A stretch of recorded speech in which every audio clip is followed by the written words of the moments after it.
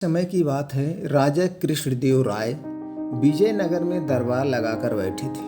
उसी समय दरबार में एक सुंदर महिला एक बस्ता लेकर आई। उस बस्ते में एक मखमली साड़ी थी, जिसे निकाल कर वह दरबार में राजा और सभी दरबारियों को दिखाने लगी। साड़ी इतनी सुंदर थी कि जो भी उसे देखता वह हैरान रह जाता। सभी को देखकर वह हैरान थे। महिला ने राजा से कहा कि वह ऐसे ही सुंदर साड़ी बनाती है। उसके पास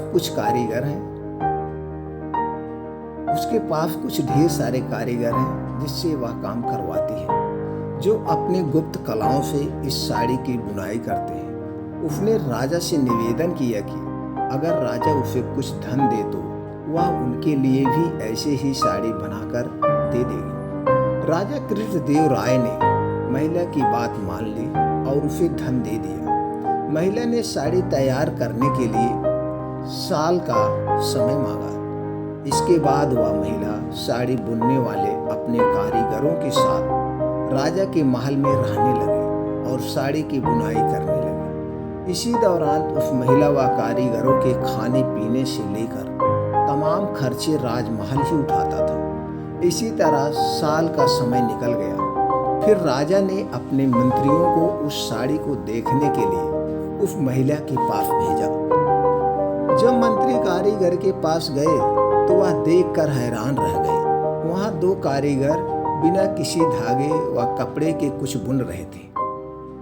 महिला ने बताया कि उसके कारीगर राजा के लिए साड़ी बुन रहे हैं, लेकिन मंत्रियों ने बताया कि उन्हें कोई साड़ी दिखाई नहीं दे रही। इस पर उस महिला ने कहा कि यह साड़ी सिर्फ वही लोग देख सकते हैं जिनका मन साफ हो और जीवन में उन्होंने कोई पाप नहीं किया हो।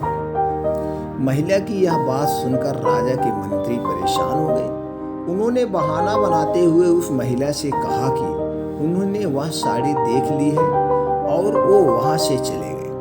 राजा के पास वापस आकर उन्होंने कहा कि वह साड़ी बहुत ही सुंदर है।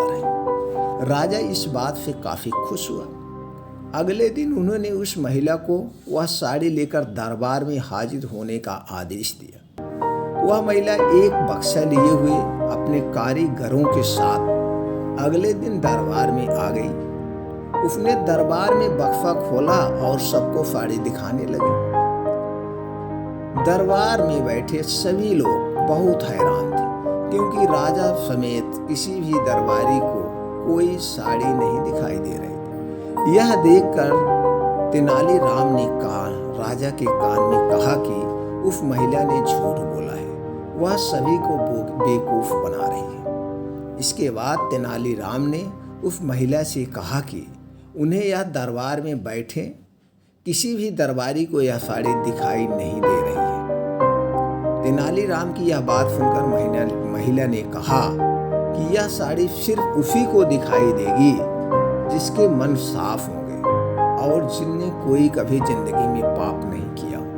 महिला की यह बात सुनकर तेनालीराम के मन में एक योजना आई। उन्होंने उस महिला से कहा, राजा चाहते हैं कि तुम खुद उस साड़ी को पहनकर दरबार में आओ और सभी को वह साड़ी दिखाओ। तेनालीराम की यह बात सुनकर वह महिला राजा के सामने माफी मांगने लगी। उसने राजा को सब सच सच बता दिया कि उसने कोई साड़ी नहीं बनाई है, वह सबको मूर्ख बना रही है। महिला की बात सुनकर राजा को बहुत गुस्सा आया। उन्होंने उसे जेल में डालने की सजा सुना दी, लेकिन जब उस महिला ने बहुत विनती की तो उन्होंने उसे छोड़ दिया और माफ करके उसे जाने दिया। साथ ही राजा ने तेनालीराम की चतुराई की तारीफ भी की। दोस्तों, इस कहानी से हमें क्या सीख मिलती है? अधिक दिनों तक झूठ या धोखा छिपाया नहीं जा सकता है। एक ना एक दिन सच्चाई सबके सामने आ ही जाती है। यही कड़वा सत्य है। दोस्तों, इस कहानी से आपको क्या सीख मिली? कमेंट बॉक्स में हमें ज़रूर बताएं। ऐसी ही और कहानी लेकर हम आपको मिलते हैं नए वीडियो में। तब तक के लिए चैनल को सब्सक्राइब करके बेल आइकॉन का बटन ऑन कर दें।